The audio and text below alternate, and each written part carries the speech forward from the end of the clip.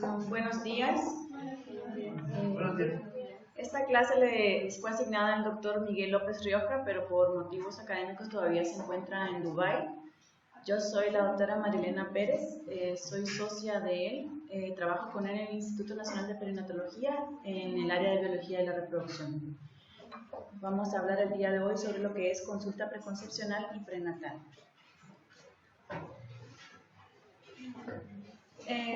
La primera parte consiste en un caso clínico, luego vamos a hablar sobre la teoría y luego vamos a abordar una serie de preguntas que ustedes van a contestar conmigo. En cuanto a la ficha de identificación, tenemos las iniciales SEPM, edad 27 años, originario y residente del Distrito Federal, religión católica, escolaridad licenciatura, ocupación hogar, estado civil casado.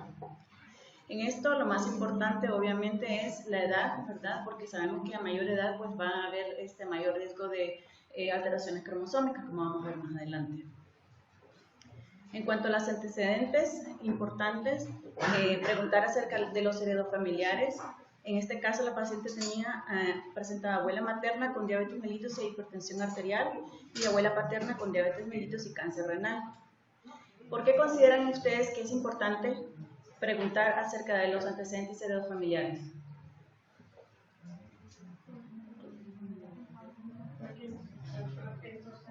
Propensos a, como vamos a ver en este caso exactamente. Entre los antecedentes personales no patológicos, tenemos que preguntar siempre sobre el alcoholismo, tabaquismo y toxicomanías. A veces damos por sentado que la paciente embarazada no está tomando y ni siquiera le hacemos esta pregunta, pero sí es muy importante como el síndrome del alcohol fetal que se presenta en el feto. Vamos a verlo más adelante. En este caso, la paciente, alcoholismo negado, tabaquismo ocasional de 1 a 2 cigarros por semana, toxicomanías negadas, esquema de vacunación completo. Vamos a ver más adelante también cómo sobre todo el toxoide tetánico es importante acá. Y el tipo de sangre también considerarlo, ¿verdad? En este caso la paciente A positivo por el riesgo de eritroblastosis fetal que hay.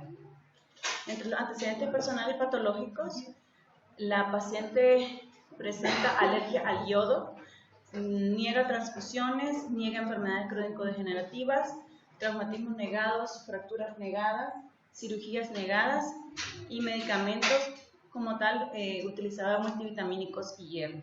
En este caso, ¿cuál consideran ustedes que es algo que no está acá, que la paciente tenía que haber tomado? Ácido fólico. ¿Cuál es el momento ideal para iniciar el ácido fólico? Perfecto, ya vamos a ver también. En cuanto a los antecedentes gineco-obstétricos, sí es importante también revisarlos y hacer énfasis en ellos porque no pueden predecir el riesgo de la paciente durante el embarazo. La menarca fue a los 13 años, sus ciclos menstruales fueron regulares, la última citología cervical fue en julio, meses antes, y el inicio de vida sexual fue a los 20 años. Número de parejas sexuales, 2. ¿Por qué creen ustedes que es importante hablar acerca de las parejas sexuales? Todas las infecciones de transmisión sexual tienen un efecto directo o indirecto sobre el embarazo. Ya vamos a ver también por qué. Entre los antecedentes ginecobstétricos igual, el método de planificación familiar fue suspendido 3 meses previos y este es su primer embarazo, con fecha de última regla el 2 de agosto del 2013.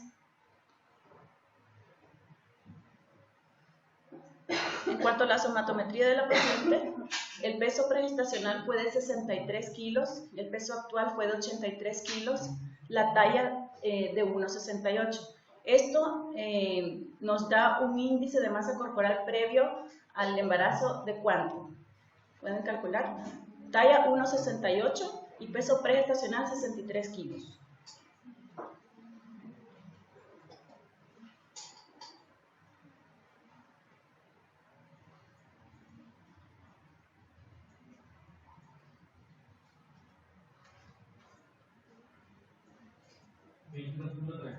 $22.32. Ese es un índice de masa corporal considerado como normal. La ganancia ponderal de peso de la paciente fue de 20 kilos. ¿Ustedes consideran que fue mucho, poco o normal? Mucho, muy bien. Todo esto que estamos dando el doctor López lo dirigió según las preguntas del ENARM, ¿ok? Entonces todo está basado en las normas. La presión arterial de la paciente 110/70, frecuencia cardíaca 75, frecuencia respiratoria de 20 y temperatura 36.2. Hablamos del peso. En cuanto a la exploración física, alerta, orientada, con adecuada coloración y estado de hidratación, campos pulmonares limpios y bien ventilados, sin ruidos agregados, ruidos cardíacos rítmicos irregulares con adecuada intensidad, el abdomen globoso, a expensas de útero gestante, con una altura de fondo uterino de 29 centímetros. Se encuentra un feto único vivo inútero con frecuencia cardíaca fetal de 138. La situación longitudinal. ¿Qué otra situación podemos tener? Presentación cefálica y posición derecha. El tacto vaginal fue diferido en este caso. En cuanto a los laboratorios, tenemos una biometría hemática, una hemoglobina de 13.7 gramos por decilitro. Esto es importante, recuerden, por la anemia dilucional que se puede presentar durante el embarazo. Un hematocrito de 39.3, leucocitos 6.8 mil, plaquetas 225.000 y la glucosa 75 miligramos por decilitro. En este caso, ¿cómo consideran los parámetros? Normales. Y el examen de orina sin alteración. Así como vamos a ver más adelante, pues ya les había mencionado la anemia dilucional y de la glucosa de 75 miligramos se considera normal. En este caso es importante para la paciente por los antecedentes que tenemos, ¿verdad? De abuelos maternos que tenían diabetes gestacional. Diabetes, considerada diabetes tipo 2. BDR negativo, VIH 1 y 2 negativo, toxoplasma negativo, rubiola negativo y citomegalovirus negativos, también los anticuerpos. En el ultrasonido obstétrico de las 11 a las 14 semanas, ¿me pueden decir, por favor, qué es lo que buscamos específicamente entre las 11 y las 14 semanas? ¿Qué es lo más importante?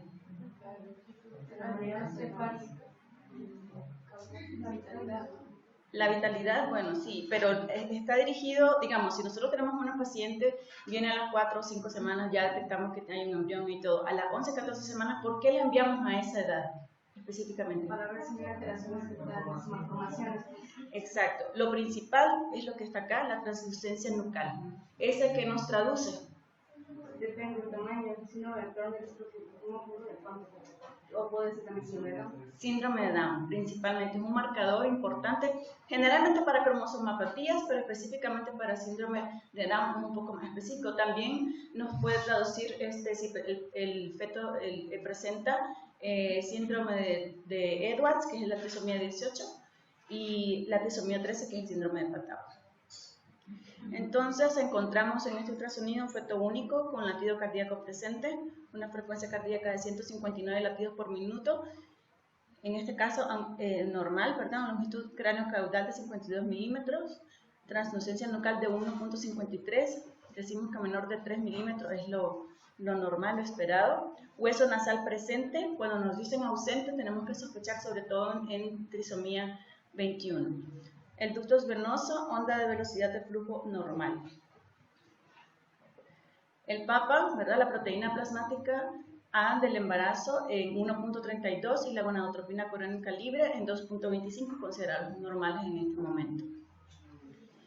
Como vemos, ¿verdad? Aquí tenemos lo más importante del ultrasonido, la longitud craneocaudal, la translucencia nucal, el PAPA y la gonadotropina. Estos son los principales marcadores que vemos en el primer trimestre, porque sabemos que de 4.689 pacientes a esta edad, a los 27 años, puede presentar síndrome de Down y trisomía 18 menos de 1 por cada 20.000. A medida que va avanzando la paciente en edad, esto puede ir aumentando, o sea, se va aumentando el riesgo, por lo tanto se va disminuyendo el número. En este caso, si tenemos una paciente con 37 años, por ejemplo, el riesgo para síndrome de Down va a ser de 1 en 84. O sea que sí es considerable la edad materna. En cuanto al ultrasonido estructural, la edad gestacional promedio fue de 22.4 semanas, el peso promedio de 487 gramos, el cráneo ha contenido estructuras intracraneales normales, la columna con un canal medular íntegro, la cara, integridad del macizo óseo y labio superior, y el tórax, situs solitos, que se entiende que todo está normal, 4 cámaras cardíacas normales y una frecuencia cardíaca dentro de parámetros normales. En cuanto al abdomen, pared y diafragma íntegros, esto es parte del electroactividad estructural también, entrada de cordón umbilical normal, cámara gástrica con distensión fisiológica, las extremidades simétricas y móviles en todos los segmentos, morfología y densidad ósea normal. La placenta y líquido amniótico, la placenta corporal posterior grado 0 y líquido amniótico cualitativamente normal. 3 vasos en cordón. ¿Cuántas arterias, cuántas venas? 2 arterias en la vena. ¿Qué estudio estaría pendiente de realizar en esta paciente? La curva de tolerancia a la glucosa. Hay 2 formas de hacer la curva de tolerancia a la glucosa. Hay unos centros que la dan en 2 pasos, que lo vamos a ver más adelante en la presentación, y otros la dan en un solo paso, obviando el primer paso. Generalmente la carga de 100 gramos con la que más se realiza. En esta paciente tenemos los resultados en ayuno 62, a 1 hora 186, 2 horas 157, 3 horas 145. ¿Cómo consideran estos valores?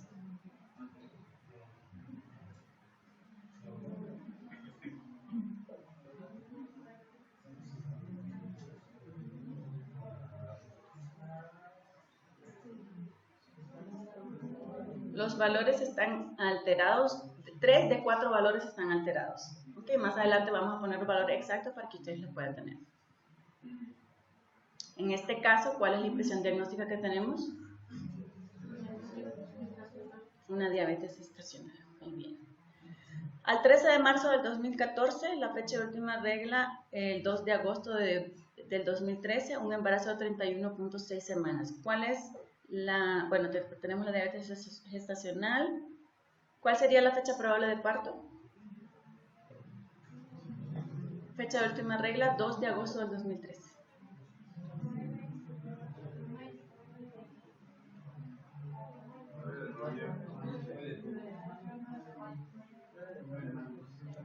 ¿Cómo hicieron eso? La regla de Naegelen, ¿verdad? ¿Cuál es? Es más 7 menos 3. Muy bien. Perfecto. En caso de no tener una fecha de última menstruación confiable, ¿cuál sería la mejor forma de calcular la edad gestacional? Ultrasonido, idealmente de primer trimestre. En caso de sospechar en una diabetes pregestacional, ¿qué estudio solicitaríamos para poder confirmarla?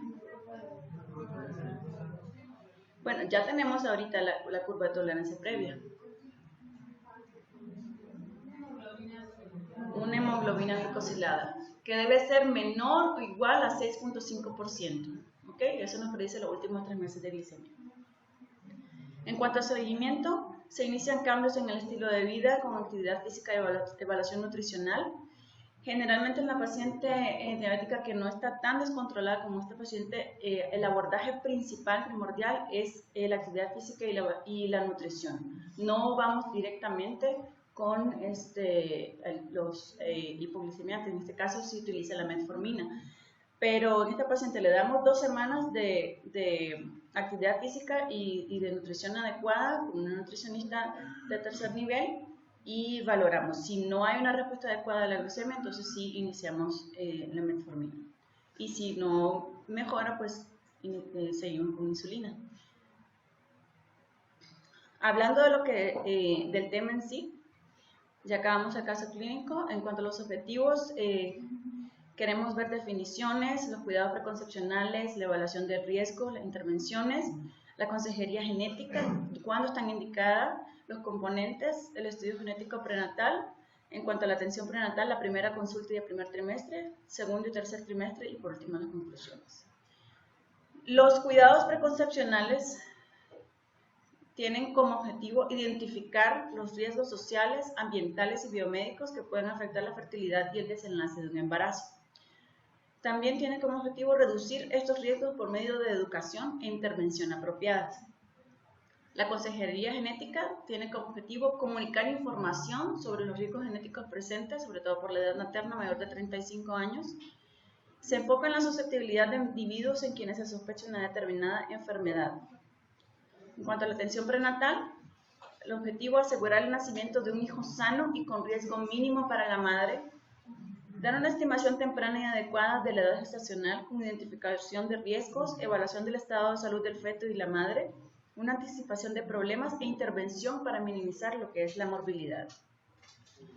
En cuanto a los cuidados preconcepcionales, la edad, sabemos, incrementa el riesgo de infertilidad, aneuploidías, abortos, diabetes gestacional y preeclampsia.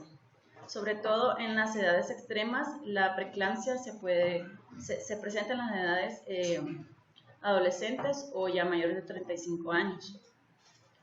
En cuanto al historial médico, es importante indagar acerca de enfermedades crónicas, medicamentos con efectos conocidos teratógenos y hacer un historial genético.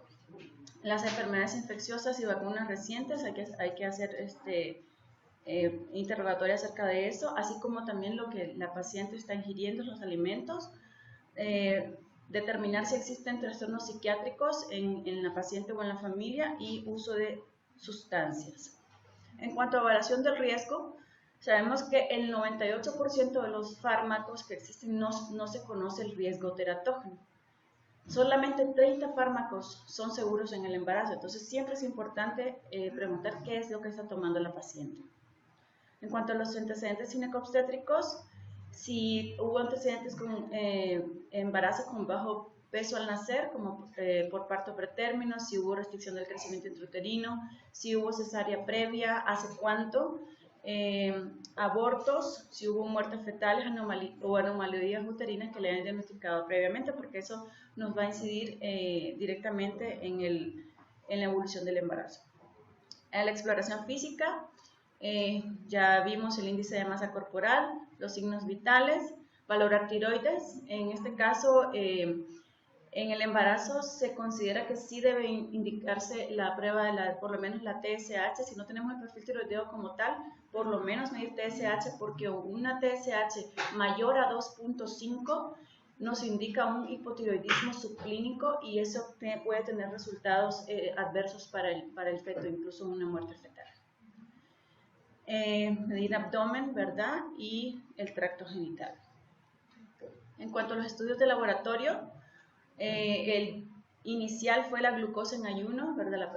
En este caso, nuestra paciente tenía 76 miligramos por decilitro normal. Ya vimos que ya después con la curva de tolerancia esto se alteró. Y independientemente de que la paciente tenga o no tenga antecedentes patológicos en la familia, hay que realizar la curva de tolerancia inicialmente en el primer trimestre y luego a las 24-28 semanas. En cuanto a las infecciones de transmisión sexual, también tenemos que indagar, ¿verdad? Y la prueba del VIH que se tiene que realizar al inicio, en la primera captación de la paciente, en el primer control prenatal, y luego a las 24-28 semanas. ¿Qué intervenciones podemos hacer nosotros para que el embarazo tenga un desenlace feliz? Bueno, en principio habíamos mencionado el ácido fólico, ya veo que también lo saben, 400 microgramos desde 3 meses previos, porque esto tiene si no se da ácido fólico, puede afectarse lo que es el tubo neural, pueden haber también defectos cardiovasculares, puede reducirse el riesgo de deficiencias en miembros pélvicos y podemos también reducir el riesgo de hipertrofia congénita del píloro. Otras intervenciones tenemos la abstinencia de alcohol y drogas ilícitas, evitar el tabaquismo, obviamente, en este caso la paciente seguía fumando, en un esquema de vacunación actualizado. Antes del embarazo, obviamente, hay que reducir el peso, ¿verdad? Si tenemos un sobrepeso, pues lo ideal es entrar al embarazo con un índice de masa corporal normal. Cambios en el estilo de vida como medidas higiénicas, evitar consumir alimentos que tengan los chatarras que conocemos o alimentos crudos o no pasteurizados. En cuanto a la consejería genética, tenemos que está indicada en pacientes con edad materna avanzada, ya dijimos mayor de 35 años ya se considera avanzada, Cuando tenemos una paciente que tiene una etnia relacionada con una alta prevalencia de alguna enfermedad hereditaria, en el caso de los caucásicos, en el caso de los judíos, antecedentes de enfermedades congénitas en algún miembro de la familia, aunque sea que haya tenido, digamos, un bebé con polidactilia o que haya tenido alguna malformación en alguna orejita, eso siempre tenemos que preguntar. Y pacientes que tengan una pérdida gestacional recurrente, porque ya sabemos que en el 50% de los casos las causas son genéticas y de esto el 5% corresponden a alteraciones cromosómicas. En cuanto a los componentes, pues tenemos que preguntar acerca de una posibilidad de desarrollar la enfermedad, información acerca de la magnitud de riesgo para la ocurrencia de esa enfermedad y los factores que contribuyen a este estimado, como el patrón mendeliano, que puede ser autosómico dominante, recesivo o ligado al sexo, al X, perdón, y riesgo modificado de acuerdo a la penetrancia de la enfermedad. En este caso pueden haber mutaciones o variaciones fenotípicas por la expresividad. En cuanto a la atención prenatal, la primera consulta debe realizarse idealmente a más tardar a las 10 semanas. Se entiende que en el primer trimestre, pero idealmente, según las normas también, a las 10 semanas. En México se deben recibir como mínimo 5 consultas prenatales.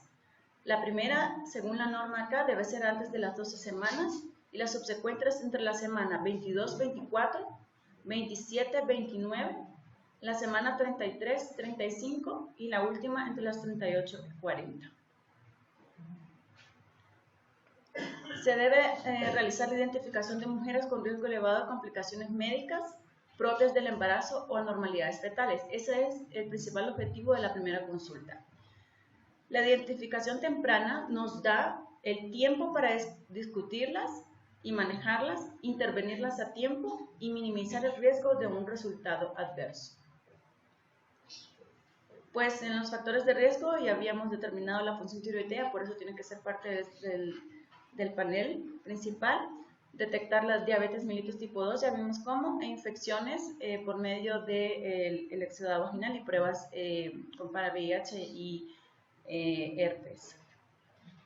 En cuanto al alcoholismo, en este caso, pues sí tiene un efecto adverso el alcohol durante el embarazo porque nos da un síndrome de alcohol fetal, nos da una restricción del crecimiento intrauterino, anormalidades faciales, podemos tener bebés con epicanto, hipotiroidismo, hueso nasal deprimido y disfunción del sistema nervioso central, con microcefalia, diferentes grados de retraso mental y trastornos de déficit de atención o hiperactividad. El tabaquismo es el causante del 5 al 8% de los partos pretérmino, del 13% de las pacientes que fuman, ¿verdad? Obviamente, del 13 al 19% de neonatos con restricción del crecimiento intrauterino. Es un factor de riesgo también para DPPNI, desprendimiento de placenta normoinserta, placenta previa, ruptura prematura de membrana y restricción del crecimiento intrauterino que ya habíamos mencionado. El riesgo de estas complicaciones aumenta proporcionalmente con el número de cigarros al día. Sí vale hacer una historia clínica completa, determinar la fecha probable de parto, ya vimos la regla de Naegele. La exploración física tiene que incluir los signos vitales, ¿verdad? El peso y talla, la presión arterial, el índice de masa, una exploración física completa. En México, los exámenes de laboratorio que están indicados en la primera consulta son una biometría hemática completa, el estado glicémico de la paciente, BDRL y el tipo IRH. Que en pacientes que tenemos un RH negativo hay que realizar una prueba de Coombs indirecta y preguntar también el tipo IRH de su pareja.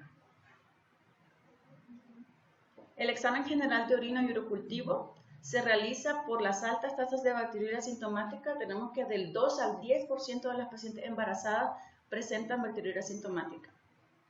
Así que del 2 al 10% de esas pacientes, el 50% puede progresar a una pielonefritis. En cuanto a las proteínas en orina, sí se debe realizar porque es un tamizaje para tener comparación con las futuras mediciones que vamos a realizar en orina. También hacer estudios para hepatitis B, VIH, ¿verdad? Por el riesgo de transmisión vertical. En los estudios de imagen del primer trimestre, aquí hablamos un ultrasonido menor de las 14 semanas. Los maternofetales hablan de las 11 a las 13.6 semanas de gestación y tiene como dentro de los objetivos determinar el número de fetos, establecer la edad gestacional, confirmar la viabilidad y sobre todo, bueno, si tenemos viabilidad cuando tenemos un embrión visible con un diámetro medio del saco mayor de 25 milímetros.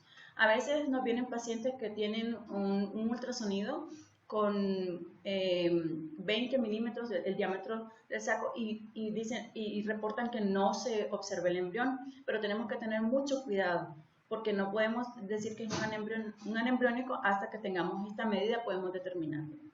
En cuanto a la vitalidad, si tenemos una longitud craneocola mayor de 6 milímetros, ya podemos ver actividad cardíaca. Es cierto que hay algunos embriones que sí se puede determinar antes, pero si no la vemos y tiene 5 milímetros, todavía no podemos descartar que sea un huevo muerto restringido. En el ultrasonido del primer trimestre igual, el mejor momento ya habíamos mencionado y constituye un tamizaje para las aneuploidías, que era lo que estábamos viendo previamente. En cuanto al saco gestacional, como principal hallazgo tenemos que su primera aparición es de 4.5 a 5 semanas. El saco de York, la primera aparición es a las 5 semanas. La actividad cardíaca de 5.5 a 6 semanas y la medición cefalocaudal 6 semanas. El ultrasonido transvaginal identifica movimientos cardíacos desde la semana 5.5. En cuanto a nutrición y vitaminas, tenemos que el uso de multivitamínicos con hierro satisface los requerimientos diarios y el ácido fólico previene los defectos del tubo neural. En cuanto a los suplementos de hierro, mejora los depósitos de hierro y previene la anemia, reduce la anemia hasta en un 70% y la dosis recomendada es de 60 miligramos al día. En cuanto al aumento de peso, el embarazo ya sabemos que es un factor de riesgo para el aumento de peso excesivo. ¿Por qué va a estar dado este aumento de peso? El feto de 3.2 a 3.6 kilos pesa, los depósitos de grasa, el volumen sanguíneo hasta 1.8 kilos, el volumen de líquidos puede llegar hasta 1.4 kilos, líquido amniótico 0.9, el aumento mamario hasta 1.4 y la hipertrofia uterina 1 kilo. En cuanto a las recomendaciones de aumento de peso en el embarazo normal y con índice de masa corporal normal, esto es el cuadro que les estaba enseñando previamente, ¿verdad? La desnutrición, si tenemos una paciente con desnutrición que tiene un índice de masa menor de 18.5, la ganancia total de peso es hasta 18 kilos, o sea que nuestra paciente que aumentó 20 kilos ni siquiera tiene un rango para desnutrición. En índice de masa corporal normal, que es de 18.5 a 24.9, la paciente debe aumentar de peso de 11 a 15 kilos. En cuanto al si la paciente presenta sobrepeso, un índice de masa de 25 a 29.9 tiene que aumentar de 7 a 11 kilos en todo el embarazo. Si es obesa y tiene un índice de masa pues mayor de 30 kilos, la ganancia de peso total es de 5 a 9 kilos. En cuanto al ejercicio, sí está indicado el ejercicio en la paciente embarazada, 15 minutos de intensidad baja 3 veces a la semana. Puede haber un incremento de la frecuencia, de la intensidad y la duración gradualmente. También tiene como objetivo mejorar el estado cardiorrespiratorio y musculoesquelético de la paciente. Un programa adecuado para la mujer embarazada es calentamiento y estiramiento de 10 a 15 minutos, un programa de ejercicio como caminata, baile aeróbico, natación, bicicleta, remo, trotar hasta 45 minutos al día y enfriamiento de 5 a 10 minutos. En cuanto a la actividad sexual, si no hay complicaciones como sangrados, infecciones, no tenemos una placenta previa, No existen recomendaciones que impidan la actividad sexual durante el embarazo.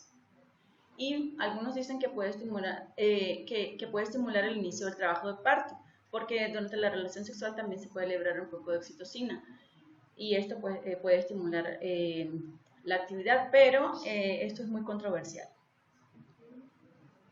O sea, no podemos decir, si la paciente no tiene un factor de riesgo para un parto pretérmino, no le tenemos que impedir la relación sexual como tal.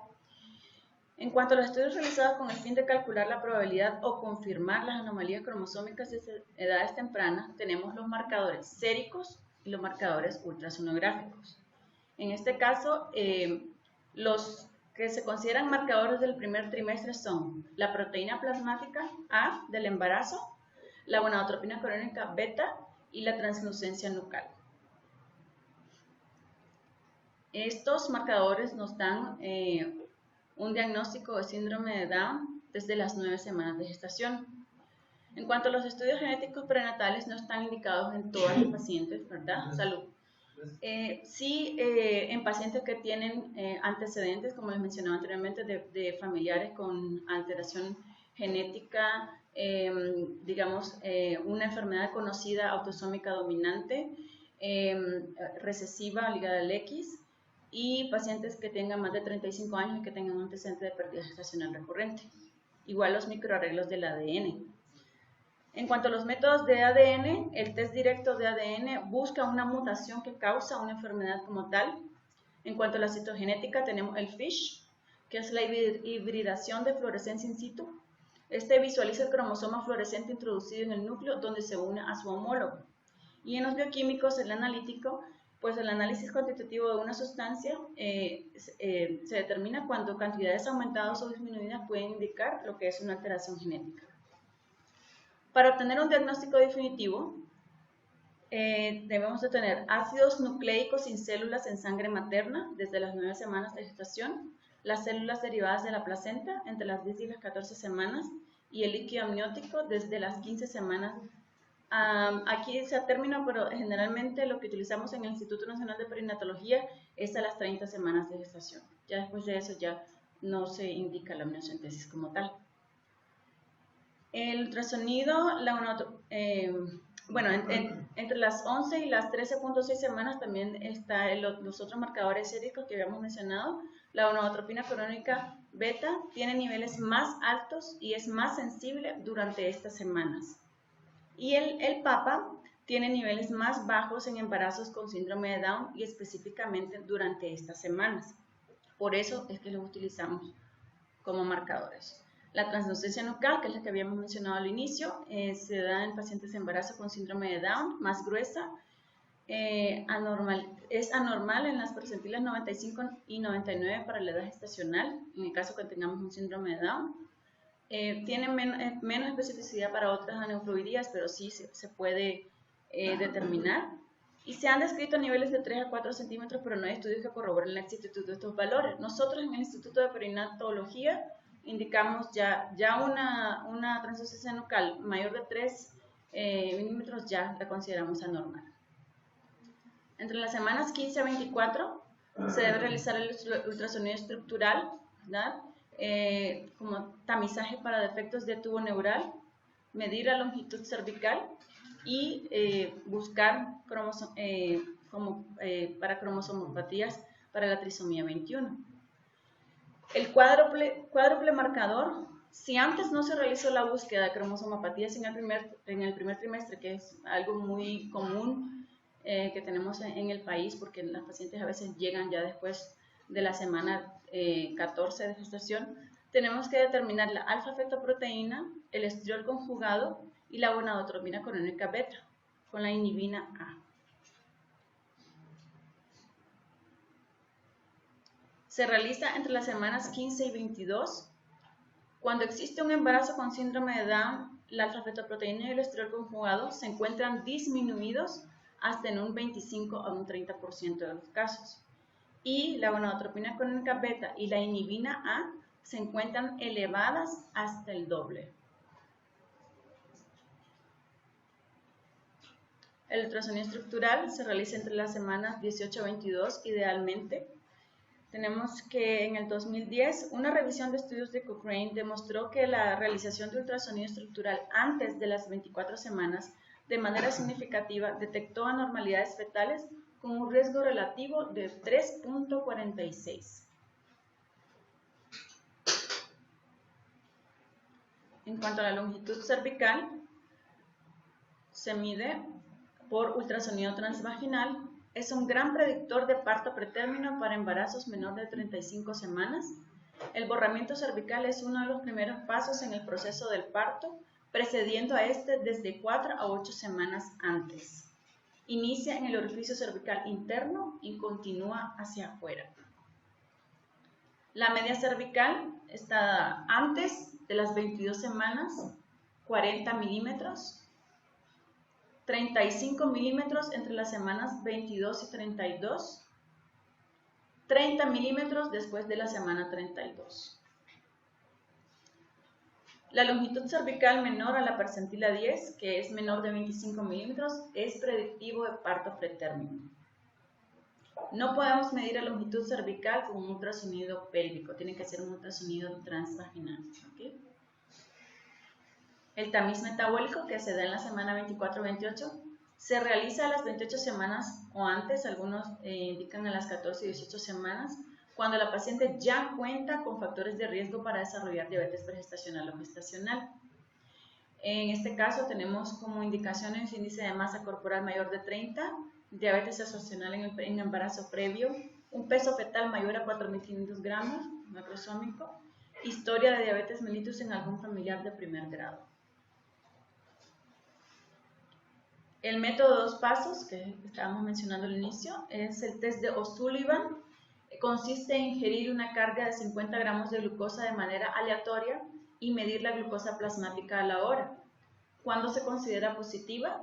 Cuando es mayor de 130 miligramos por decilitro a mayor de 140 miligramos por decilitro.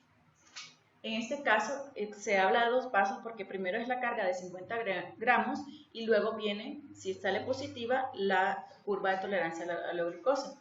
En este caso se mide la glucosa plasmática al momento de la toma, a la hora, a las 2 horas y a las 3 horas. El diagnóstico de diabetes gestacional se da el diagnóstico cuando existen 2 valores alterados, por lo menos. Aquí tenemos en cuanto a los resultados, ¿verdad?, de la curva con 100 gramos, tenemos dos valores, según la Carpenter y Coustan y según la National Diabetes Data Group, que en ayuno, esta es la que más utilizamos, la de Carpenter y Coustan, generalmente. En ayuno mayor o igual a 95, a la hora mayor o igual a 180, a las 2 horas mayor o igual a 155 y a las 3 horas mayor o igual a 140. En este caso, nuestra paciente contaba con 187, 157 y 143. Entonces, en este caso tenía 3 valores alterados y sí corresponde con una diabetes gestacional. El método de 1 paso consiste en eliminar el test de O'Sullivan. En este caso, la carga de glucosa se hace con 75 gramos y no con 100 gramos.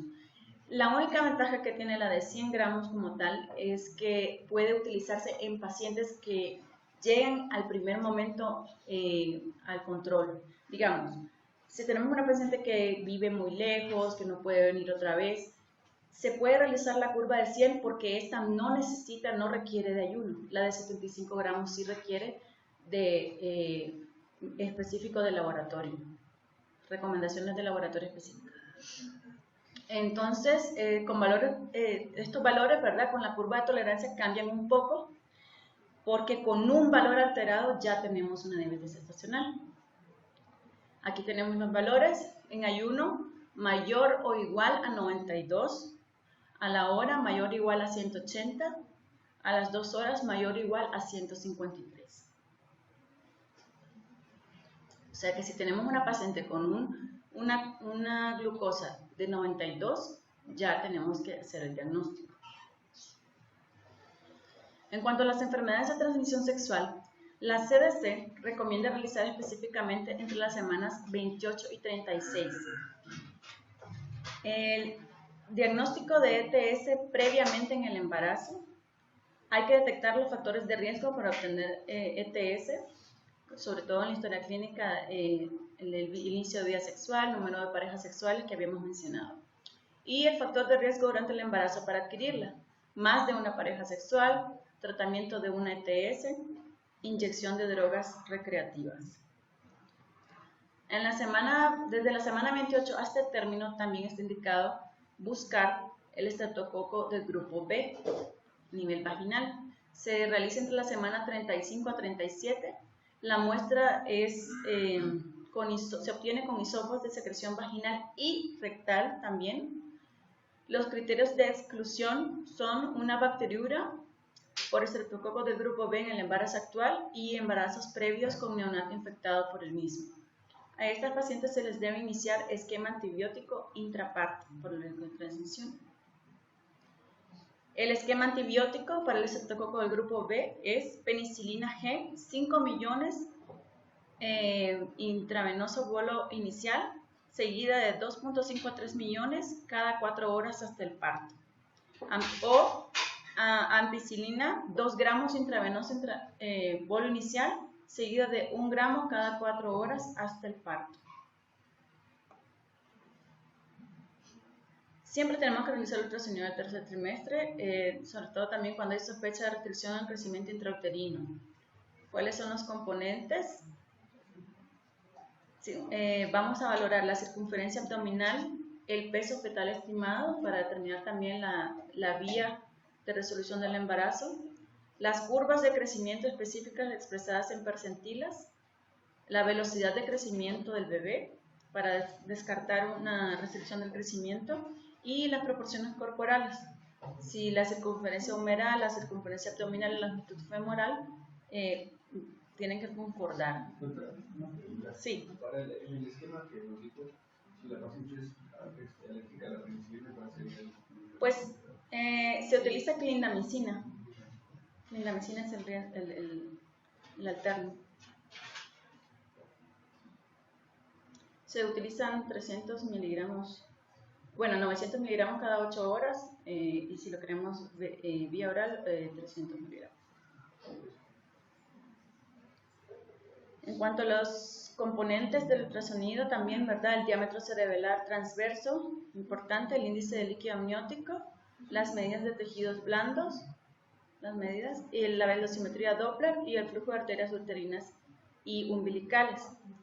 El perfil biofísico no está indicado en todos los pacientes tampoco, se indica a partir de las 28 semanas.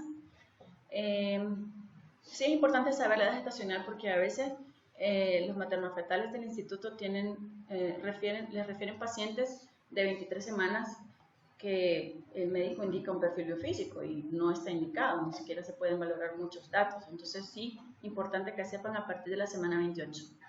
Está recomendado por la ACOG en pacientes en quienes se encuentre un riesgo elevado de acidemia e hipoxia fetal, sobre todo en pacientes con restricción del crecimiento intrauterino. Se realiza de 1 a 2 veces por semana hasta el parto, cuando el riesgo permanece elevado, y evalúa 5 parámetros, agudos y crónicos, y se otorga una puntuación de 0 a 2, de acuerdo a si el criterio se cumple o no. En este caso, la prueba sin estrés, 2 puntos si es reactivo, definido como 2 aceleraciones en un periodo de 30 minutos. Los movimientos fetales, 2 puntos si hay 3 o más movimientos discretos de extremidades en 30 minutos. La respiración fetal, 2 puntos si hay 1 o más episodios de respiraciones rítmicas mayor a 30 segundos en un periodo de 30 minutos. El tono fetal, 2 puntos si hay 1 o más episodios de extensión de una extremidad o columna espinal con regreso a la flexión. Y por último, el índice de líquido amniótico. Si un pool único mide por lo menos más de 2 centímetros, son 2 puntos. En cuanto a la vacunación contra difteria, tosferina y tétanos, es recomendable vacunar a las embarazadas en el segundo y tercer trimestre del embarazo. La aplicación de la vacuna de toxoide tetánico y difterico deben ser en intervalos de cada 10 años para asegurar una protección permanente. La embarazada no vacunada debe recibir 2 dosis de una vacuna de toxoide tetánico y difterico. este último en dosis reducida, con un intervalo de 4 semanas, y una tercera dosis entre 6 y 12 meses después, una cuarta dosis al año de la tercera y una quinta dosis al año de la cuarta. La vacuna recomendada para uso en el embarazo para prevenir tosferina, difteria y tétanos es la que está formulada con toxoide tetánico, toxoide diftérico y fracción acelular de pertussis, en formulación para adultos.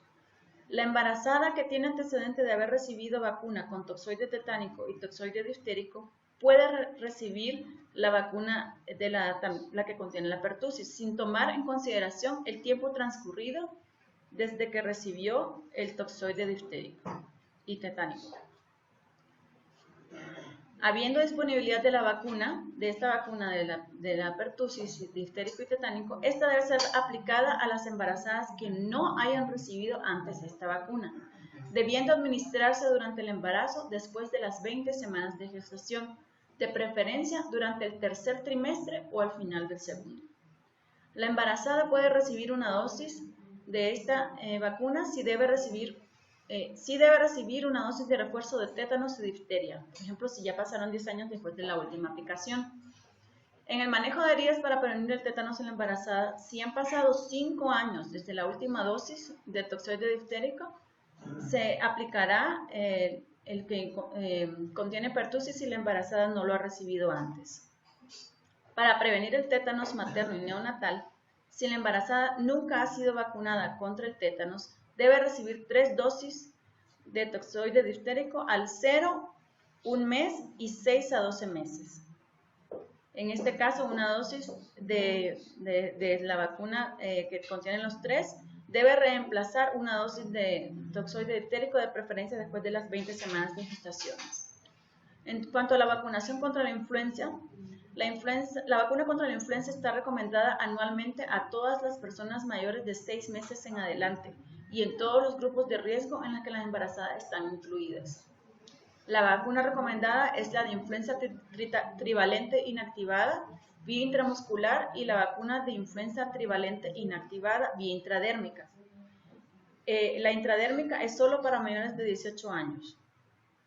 El sitio de elección para la aplicación de la vacuna intradérmica, ya sea el intramuscular o la intradérmica, es la región del deltoides. Las embarazadas deben recibir las vacunas contra la influenza en cuanto estén disponibles. Debido a que las vacunas inyectables no son de virus vivos, la mayoría de los especialistas considera que estas vacunas son seguras en cualquier etapa del embarazo. Vacunar contra la influenza en cualquier etapa del embarazo está justificado, en especial en las pandemias. La vacuna contra la influenza de virus vivos atenuados en spray nasal está contraindicada en el embarazo y no debe administrarse. Como conclusiones, tenemos que al incrementar la edad materna, incrementa el riesgo de infertilidad, aneuploidías, abortos, diabetes gestacional y preeclampsia. La historia clínica es el mejor método para conocer a una paciente y poder llevar de manera individualizada una atención preconcepcional y prenatal adecuada. Disminuir los factores de riesgo modificables es esencial para llevar a buen término un embarazo y diagnosticar a edades tempranas los no modificables para poder llevar el mejor tratamiento y manejo de estos problemas. Es muy bajo el porcentaje de pacientes que reciben consejería genética adecuada, ya sea por falta de conocimiento de ellas o del médico, o porque no existe un programa adecuado que trate todos los componentes que ésta requiere. Ahora entramos a la última parte, ¿verdad?, sobre unos casos clínicos. Se trata de una femenina de 23 años de edad, la cual acude a consulta por odinofagia, malestar generalizado, cefalea, mialgias y artralgias. A la exploración física observa amígdalas hiperémicas e hipertróficas con secreción blanquecina, adenopatía cervical. Refiere que se enferma con poca frecuencia. Durante el interrogatorio la paciente le menciona su interés por quedar embarazada, ya que lleva casada 2 años y así lo desea. Usted amplía su interrogatorio dirigido y no encuentra hallazgos de importancia. ¿Cuál es la mejor conducta a seguir con esta paciente para tener las mejores condiciones para tener un embarazo con adecuada planeación? A. Es conveniente indicar suplemento de hierro y vitaminas para prevenir defectos. B. Realizar estudios tales como biometría, química y examen de orina para descartar padecimiento no visible. C. Realizar Papa Nicolau y colposcopía para detectar virus del papiloma humano. D. Realizar serología para ETS y VIH, ya que es una etapa donde se podrían evitar la transmisión al producto. Perfecto.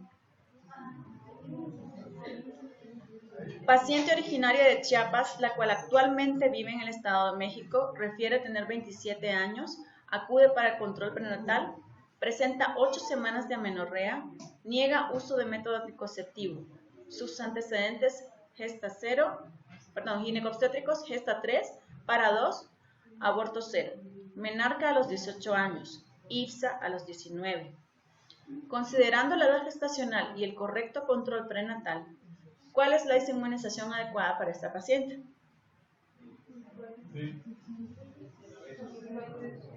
Toxoide tetánico. Muy bien. Se trata de paciente femenino de 29 años de edad, con amenorrea de 10 semanas. Se realiza prueba de embarazo resultando positivo. Al interrogatorio, la paciente refiere náuseas, cefalea, vómito, pérdida de peso aproximadamente de 5 kilos. Refiere tabaquismo y consumo de alcohol ocasionalmente. Agrega que pocas ocasiones acude a consulta. Sus antecedentes, gesta 2, para 1, aborto 1. Refiere que su primer embarazo no fue planeado. Actualmente vive con su segundo esposo, el cual consume drogas inyectables. Tiene 16 meses de relación. Lo conoció en su trabajo donde labora como mesera. El esposo es originario de Tijuana. A la exploración física palpa una masa en mama derecha, la cual no es dolorosa. Está superficial en espalda y muslos. Observa equimosis en proceso de resolución. La paciente refiere que se pegó accidentalmente. A la exploración vaginal se observa leucorrea con olor desagradable. Considerando los factores de riesgo y la sintomatología observada, ¿cuál es su conducta a seguir para identificar otros riesgos no visibles, potencialmente prevenibles? A. Realizar una búsqueda intencionada de ETS y VIH por los datos indirectos aportados de la paciente. B. Envía interconsulta a trabajo social para identificar violencia intrafamiliar, ya que las lesiones que observan no se explican con la información proporcionada. C. Indica suplemento de hierro y complejo vitamínico siguiendo la normatividad. D. Considera que no tiene información necesaria para modificar su manejo prenatal de forma distinta a la de la rutina. Muy bien. ¿Cuál sería el rango de peso más adecuado que debería ganar la paciente durante todo el embarazo?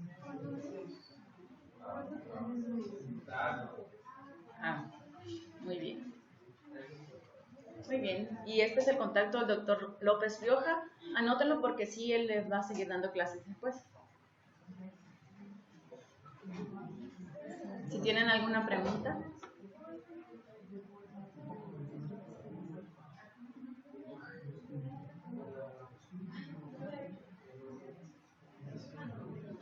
Una duda. En alguna ocasión nos preguntaban, bueno, daban el caso clínico, nos daban ultrasonido y con el ultrasonido se calcula fecha probable de parto, pero la verdad se me olvidó la fórmula. ¿Cómo se realiza eso? Es, digamos, si tenemos la fecha, es lo mismo. ¿Es lo mismo? No, es decir, a ver, si tenemos un ultrasonido del primer trimestre, nos dice 5 o 7 semanas. La fecha probable igual se calcula igual. ¿Con esa fecha? Sí. ¿Cómo esa fecha de referencia? Sí. Perfecto. Gracias. ¿Preguntas, niños?